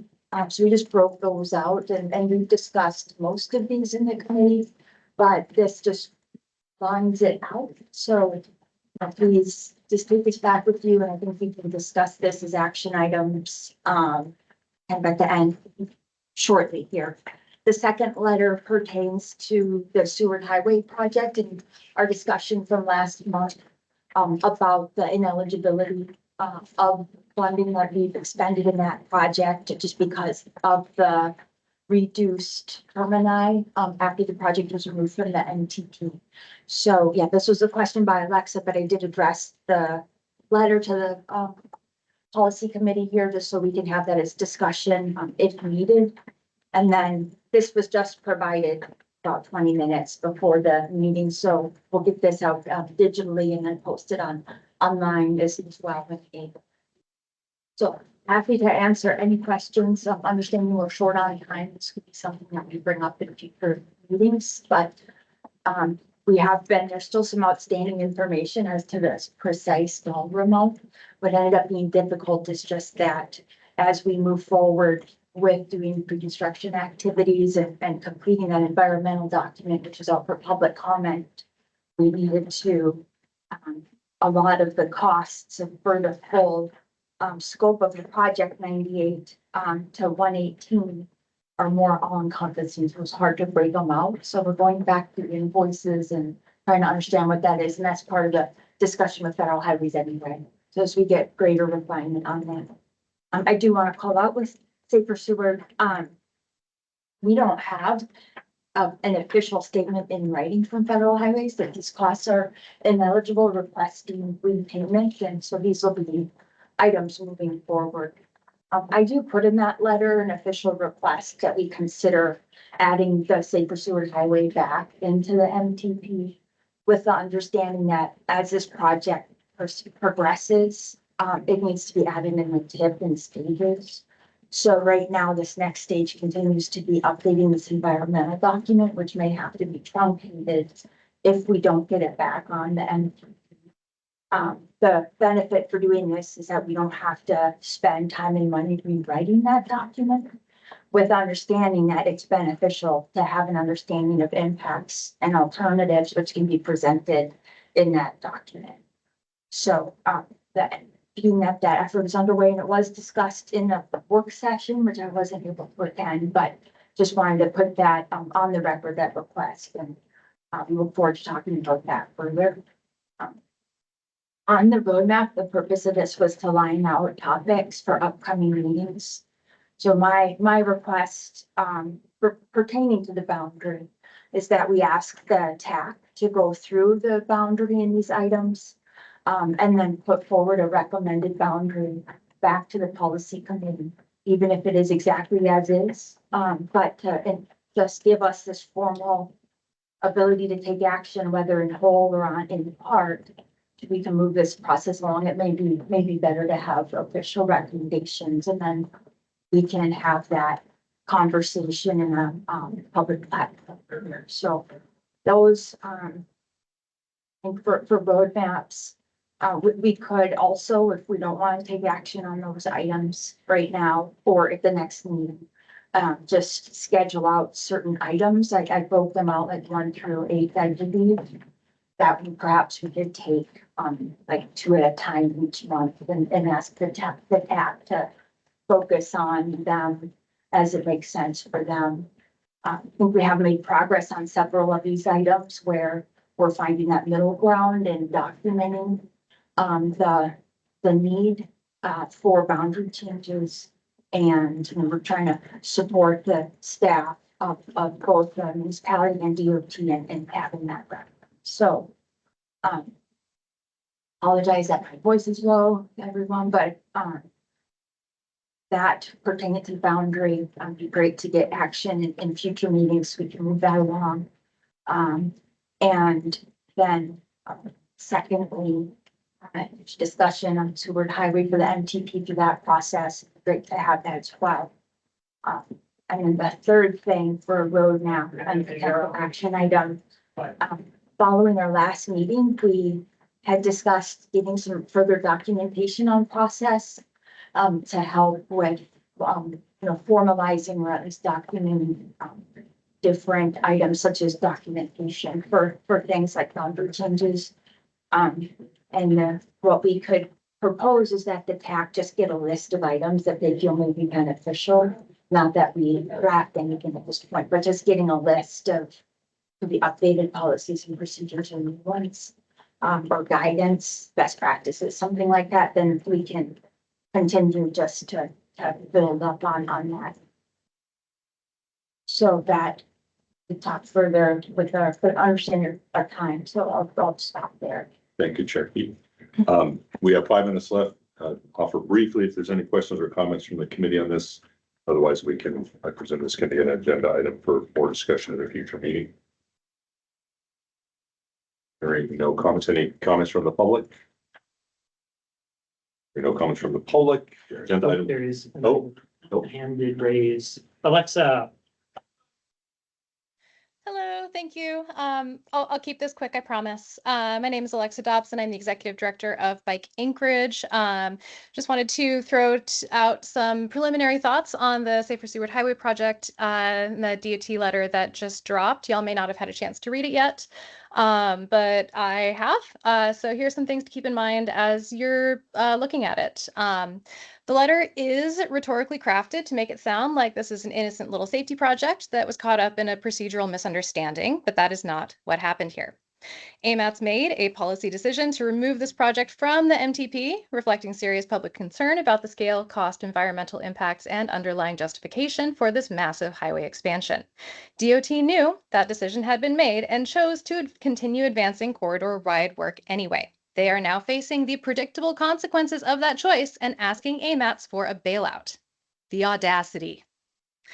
Now, frankly, the situation reflects a much larger pattern we continue to see from DOT, where they ignore public feedback, dismiss stakeholder concerns, and continue trying to force major highway expansion projects onto a community that has clearly said no. The letter insists that public feedback matters, design changes are still possible, stakeholders will continue to have opportunities for input on the project, but recent experience gives us very little reason to trust those assurances. The letter fails to acknowledge any of the serious and severe issues with the project and its draft environmental assessment, issues like manipulating data and lying to the public. This is not an agency that is ready to take responsibility for its actions and engage in good faith with the public. So I would strongly caution AMATS against accepting the framing that this is just a technical funding issue and can be fixed by quietly putting the project back into the MTP and sorting out the details later. The details themselves are the issue. The scale of the project is the issue, and the underlying philosophy that widening highways is the default solution to transportation problems, that is the issue. AMATS was right to remove this project from the MTP, and I urge the committee to stand by that decision. DOT brought this mess upon itself by deliberately disrespecting the public process, and they should take responsibility for their own actions. Thank you. Thank you, Ms. Dobson. Any other comments from the public here? Nobody else has their hand raised. All right, I was able to gain 5 minutes, so I guess, do I need a motion to extend there? Yes, we might want to extend just because the next PC meeting timing might take more than 5 minutes. Ask for a motion to extend by 5 minutes. Okay. Objections, we'll Excuse me. extend for 5 minutes. Excuse me, my hand was raised. Yeah, no, sorry, Nancy, your hand was not raised. I did not see that. So, I guess if you guys want to do additional public comment on that, no other hand was raised. So, Nancy Kent Coley is the acting chair. Since we moved past that item, I would grant you 1 minute as opposed to the normal 3 minutes. If you can make your comments in that time period, I apologize. I appreciate that. I will be brief. I will just confer with Ms. Dobson that AMATS should not greenlight further work based on this EA. Safer Seward Highway Environmental Document rejected reasonable safety alternatives, and it's premised on inaccurate safety data. It ignores the induced traffic volumes and induced speeding, and it ignores hazards and delays from new intersection designs, and that's just some of it. The level of data manipulation has broken the public's trust, and I encourage you not to allow this EA to continue to be the basis for this project. Thank you. Thank you, Ms. Pease. Any other comments, sir? Just give me a second. I don't see any other hands up. Okay, we will then move on to item 6E. I think we may combine item 6E and 6F. Yeah. Next policy committee meeting here. Yeah, we can skip that one. It's more of just where we want to meet. So looking at it, we have the main conference room at the permits building is open. It wasn't open for this meeting, but it looks like it's open at future meetings. One of the things I need to know from you all is, do we need to change the start time of the PC meeting? Or are we still okay with leaving it at 1 o'clock, even though we're in a new building? I prefer to keep it at 1. That's fine. Okay, that'll work for everybody? Oh, okay, well, that was quick. Sounds good. Just as a reminder to everybody, so the next policy committee meeting on June 18th will be at 1 o'clock, and it'll be in the Permit Center main conference room. So the same room where the technical advisory committee meets. And since we have just a few seconds extra, one of the big items on that agenda is going to be the NTP projects that we had that work session on. So we'll make sure to send out the Safer Seward letter that you just provided to us today to the committee members, as well as the boundary item. We'll send that to you all. I guess one thing from you all, do you want an action item on the next TAC and policy committee about this boundary document? How do you want me to proceed? I'm a little not sure. I don't know if I'm ready to have an action item. Yeah, I'd like to review some of these materials first. Okay, Yeah, Yeah. I think it's challenging to say right awesome. now. Yes. Staff will have time to review it. Yes, and I think we all, yeah, appreciate that. One administrative, oh goodness, sorry, one administrative detail. We actually, I don't know about others, but I continue to have 2 AMATS policy committee calendar invitations. One of them is at 1 o'clock and one of them is at 1:30. And I keep deleting the 1:30 invitation, but our alternate on the assembly had the same question. So his calendar has a 1:30 and a 1 o'clock for this meeting. I don't know how we go about getting the 1:30 deleted, but that would be really lovely. That is odd because I don't see it on any of our calendars, so I will have to. We can do some research. It may have been, I'm just presuming it could have been on the clerk side. They could have set that up for you. So it depends on who originated. Yeah, good Okay. question. We'll look into it. Thank you. So I think, Follow up on that Yes. agenda item. If at the very least we can ensure it as an informational item. And my request was to at least have the TAC begin to put recommendations forward, even if it's not an action on the policy committee side. But the action would be on the TAC to actively work through boundary issues.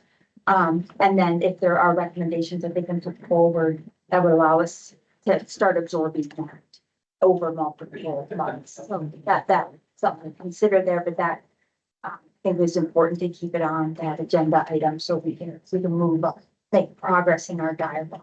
We can have it as part of the roadmap for AMATS item, so that's already kind of intended on being there, and we can make sure to send it out, and I can let it know in the email. Please start reviewing this. It'll be an informational item, so if they have questions, they can ask for it. We can get that dialogue going, so we're not waiting until July to get the questions asked. And my follow-up request would be if we could move up the roadmap in the informational items, because this is always at the last. So we get like 2 or 3 minutes and feel like we're not allowing for adequate dialogue and feedback, which is really critical in that, so we can adapt. Is there any objections to that? We could put it as the first one. I think typically what we've been doing is putting the consultants and stuff that have to present first. So maybe we can do it as after any of those, just to give them their opportunity to present so they aren't having to stick around for the whole time, if that's okay. Okay, we can go ahead and move that on. All right, thank you. Moving quickly to item 7, any committee comments? Item 8, any public comments? And I would grant somebody 30 seconds. Hearing none. We have a motion to adjourn. Second. I can't second. We're adjourned at 3:04. So.